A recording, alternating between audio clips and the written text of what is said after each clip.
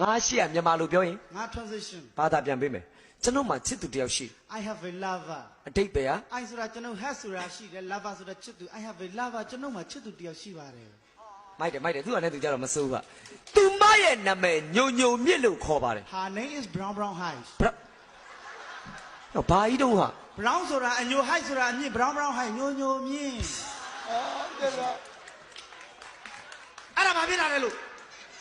အပေါ်မှာအလုပ်သဘောရပြက်လုံးပြက်နေအောက်ကနေဟေးနဲ့မလောက်ပါနဲ့ဒီတခါလုံးလို့အဲ့ဒါဝိုင်းကြော်ရဲ့ချစ်သူပဲအများကြီးပဲသူမဟာကလစင်လေးလို့ချောပါတယ် She is the India elephant အတိတ်ပဲဟာ India ဆိုတာကလာ elephant ဆိုတာစင် India elephant ကလစင်ဟာသူမဟာပြင်းမနာမှနေပါတယ် တေးတော့ပေါက်လိုက်မပေါက်နဲ့ရှောက်အောင်ပြောသူမဟာပြင်းမနာမှနေပါတယ်ခင်ရပြီ She lives the lazy non stop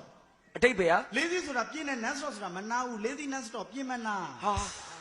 အဲ့ဒါမှန်းသိငါနေပြည်တော်ဘက်ကမေးပါတက်ကုန်းဘက်ကနေပတ်ထွက်တာပေါ့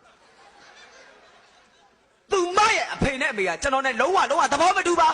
Father and mother is very very စောင့်မြင်ကက်စောင့်မြစ်ကက်ကဘယ်ကပါလဲဒီလောက်မြင်ကက်မှာတော့ဘယ်သူကသဘောတူမှာသွား go ခဲတော့ဆိုတာ ကောက်တယ်မနောက်ပါနဲ့ဒီမှာခလေးတွေလည်းပါတယ်မူလာတန်းခလေးတွေလည်းပါတယ်ဟာငါးကောင်လာလို့ရှိရင်ခလေးတွေမှတ်လောက်သားလောက်ဖြစ်ရမယ်ပြောစမ်းပါတကယ်ရောက် IBB အဲ့ဒါအဆုတ်ကင်စားIBB ဘွဲ အိုင်ထဲမှာ BB စင်းမုံနေ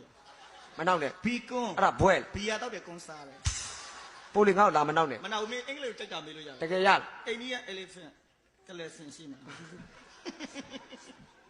တကယ်တတ်တယ်နော်ရှေ့ကနေပြီးတော့မူလာတန်းခလေးတွေအစားတိတာလေးနည်းနည်းမေးမယ်တကယ်ကလစင်တရားလား